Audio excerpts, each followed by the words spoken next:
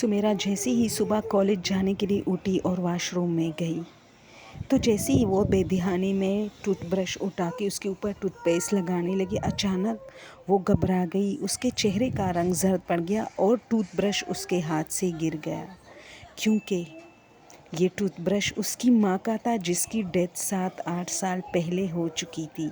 और उसके छोटे मोटे सामान जिससे अक्सर सुमेरा का दिल बर्दाश्त होता था, यानी खफा होता था अपनी माँ की चीज़ें देखकर, तो उसने वो सारी चीज़ें एक शापर में बंद करके ज़मीन में दफनाए थे।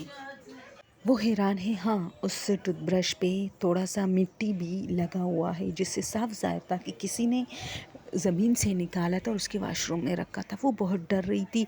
वो मुँह हाथ वैसे ही धो लेती है और जल्दी यूनिफॉर्म पहन के कॉलेज बस का इंतज़ार करती है। बग़ैर नाश्ते के वो अपने कॉलेज चली जाती है। कॉलेज में सारा दिन उसके सर पे दर्द था। ज़ाहिर सी बात है, जब आप एक ऐसी चीज़ का सामना करते हैं जिसका सलूशन आपके पास नहीं होता, तो चाहे वो फिर घबराहट वाली बात हो या ऐसी टेंशन वाली, आपको सर में दर्द ज़रूर होता है।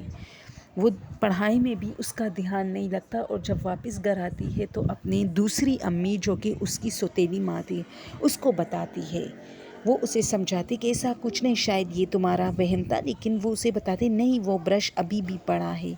वो वाकई वहाँ उसके वॉशरूम में फर्श पे पड़ा होता है, क्योंकि उसके हाथ से गिर गया था। लेकिन उसकी माँ उसको बताती है कि क्या पता, जो चीज़ें तुमने दफनाई है, ये ब्रश रह गया है, शायद ये तुमने उसमें नहीं डाला। लेकिन वो कहती है, जहाँ तक मुझे याद है, मैंने वॉशरूम में जितनी भी चीज़ें थी, स्पेशल ब्रश, वो मैंने एक शापर में डाला था। और अगर आप देखें तो इस पर मिट्टी भी लगी है। तो उसकी सौतेली माँ फिर भी उसको गलत साबित करती है और कहती है, नहीं, ऐसा नहीं हो सकता मेरी जान, ये रह गया था। वो भी मान लेते कि चलो, मैं जितनी भी चीज़ें मैंने दफनाए हैं, शायद ये रह गया था।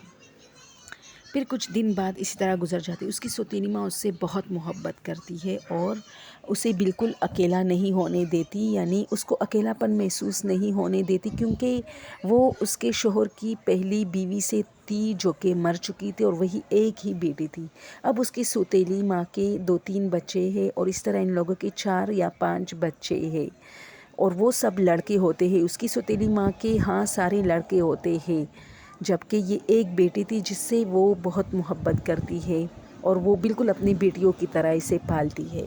दिन गुजरते जा रहे थे और एक दिन ऐसा होता है कि जब सुमेरा अपने वॉशरूम में जाती है कुछ कंघी वंगी करने के लिए, तो देखती है कि उसकी कंघी के साथ एक और कंघी पड़ी है जो उसकी माँ की थी, और उसमें छोटे, मतलब थोड़े बहुत बाल भी है उसकी माँ के।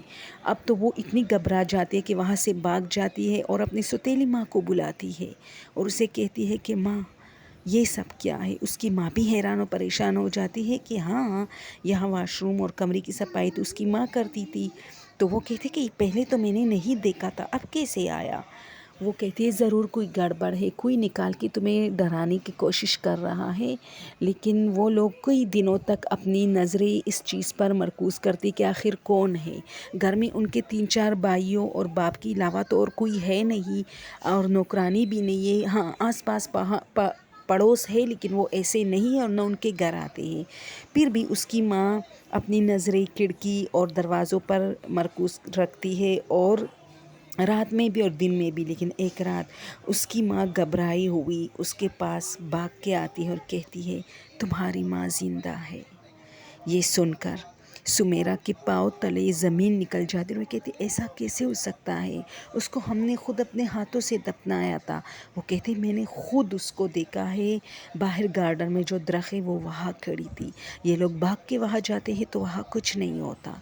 फिर सारे घर वाले परेशान हो जाते हैं और उसके वालिद कहते हैं कि ज़रूर कुछ न कुछ है, मतलब कुछ माफूकुल फितरत चीज़ें, गैर मरई मखलूक जिसे हम कह सकते हैं, ऐसी चीज़ें हैं जो हमें तंग करती है। इसलिए वो लोग काफ़ी जो है ज़िक्र अस्कार करते हैं, और अपने जो क्रिश्चियनों का होता है पादरी, या जो उसे कहते हैं, उससे जो है राब्ते में होते हैं। और वो पादरी कहता है कि उसका साया आपके घर पर है और हमेशा वो आप लोगों को देखती रहती है, और जब आप लोग उन्हें भूल जाते हैं तो वो अपनी चीज़ें जानबूझ के आपके घर में, आपके रहन सहन और आम यूजुअली रूटीन में वो चीज़ें शामिल करते हैं ताकि आप लोगों को वो याद आए।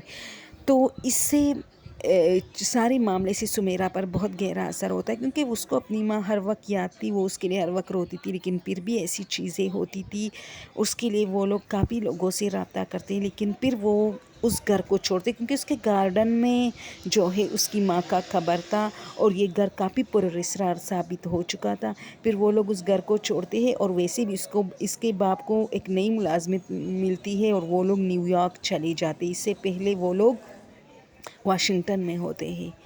پھر وہ وہاں اپنی زندگی شروع کرتے ہیں، اور وہ گھر آج تک دوستوں پراسرار ہے۔ وہاں کوئی نہیں رہ سکتا، جو بھی جاتا ہے اور کچھ نہیں ہوتا، لیکن اس کے واش رومز، اس کے بیڈ روم سے عجیب عجیب چیزیں ان لوگوں کو ملتی رہتی ہے جو ان کی نہیں ہوتی۔